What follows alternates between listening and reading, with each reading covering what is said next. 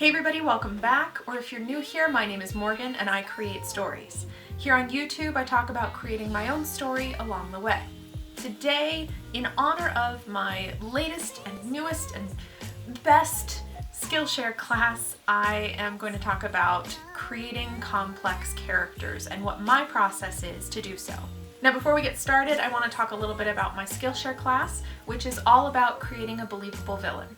In my class to create a believable villain, I go through a variety of different topics and things that you should consider when you are creating that character, and I actually create 3 different examples along with you so that you have a clear idea of the different possible villains that you can create for your story.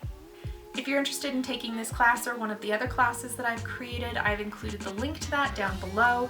It will also give you 15 days of free Skillshare if you've never been a Skillshare premium user before. So definitely take advantage of that. Skillshare is pretty awesome. There's a lot of different classes on there. I have used it to learn a lot of new things, and it's really reasonably priced, like real reasonably priced. Honestly, for the amount of things that you can learn on there. But back onto today's subject, we're going to talk about creating a complex character, and I'm just going to go into a couple of the things that I do to do so. So one thing that I usually try to remember when I'm creating any type of character is that if it's going to be believable and feel real, then the character needs to have a flaw. They can't be perfect. If it's a perfect character, then people are not going to necessarily relate to that character. If you think about any of your favorite characters, whether it's in literature or it's a drawing or in a TV show or movie, anything like that, there's probably some sort of flaw, at least one, if not multiple, to this character that you find relatable. This can even be seen when you are watching YouTube videos, for example. If there is somebody who's your favorite YouTube creator and you really enjoy their videos, they probably have little flaws that you enjoy and that you relate to. That is going to be something that's really, really important to creating these complex characters, whether it is a protagonist or an antagonist or even just a supporting character. Keeping that in mind, you should also remember this when you are creating the character's history. So obviously everybody has history of some sort.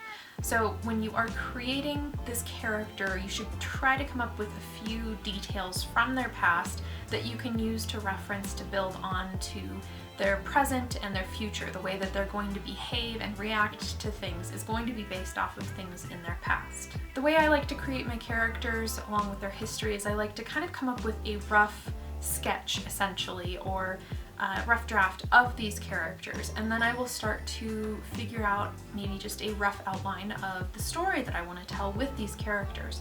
And once I have done that, then I'll go back and see where I can fill in more details about the character. This really helps me because it helps me figure out how the character is going to behave in the story, especially if I have a specific outcome that I want to occur in the story. I need to figure out how to create my character so that they will respond to different things to get to that end point. This also influences what's going to have happened in their past, because I need to have their reactions make sense based on their past experiences. Another key part to this is their beliefs. You know, everybody has their own beliefs about things. They may be controversial to one group, they may be a very common belief among the majority of people, but everybody has beliefs, and your character should have beliefs as well.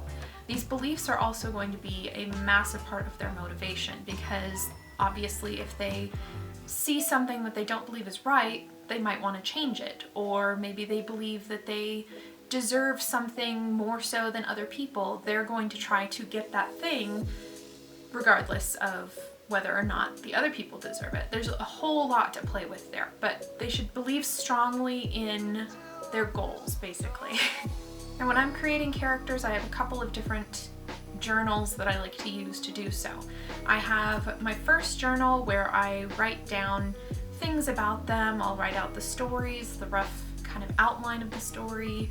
I will write down specific scenes in there. Basically, any notes or anything that I can, I will write in this journal.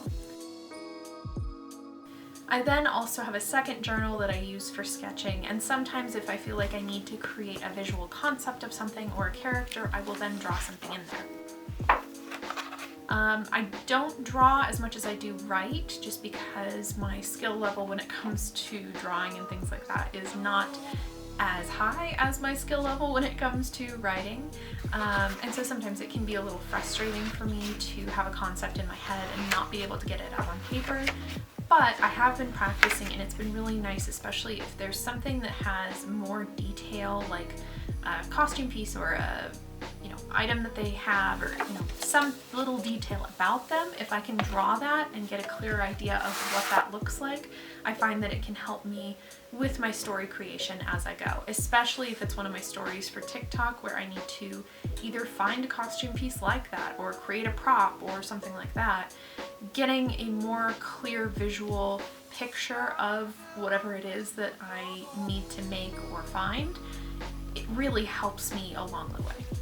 I think it's also really important to come up with specific details for your characters. I think that's another thing that makes them complex and more interesting, because if they're just kind of a generic character without a lot of details, whether they're personality details or physical details or anything like that, people are going to be able to place them in a lot of different places. So it's really good for maybe a supporting character or just a background character. But for your main character, people like finding details. They like seeing little things and finding out about little stuff about your character. So I think if you can get specific about some things, then that's really going to help create that complex character that interests people. So hopefully this kind of gave you a better idea of my process when it comes to creating a character, and maybe gave you some ideas for your process as well. I would also love to hear if you have any other things that you do, or if you do anything similar. Definitely let me know in the comments below. Otherwise, if you would like to go a little more in depth on this topic about character creation, definitely head over to Skillshare and check out my class. I cover a lot more in depth about character creation in that class. Thank you so much for joining me. I upload every Friday, so if you're interested in following me in my journey and finding out more, go give it a subscribe. If you like this video, go ahead and give it a thumbs up. I'd super appreciate that. And as always, I hope you take care, stay safe, and follow your hearts, your intuition, and stay weird. Catch you next time.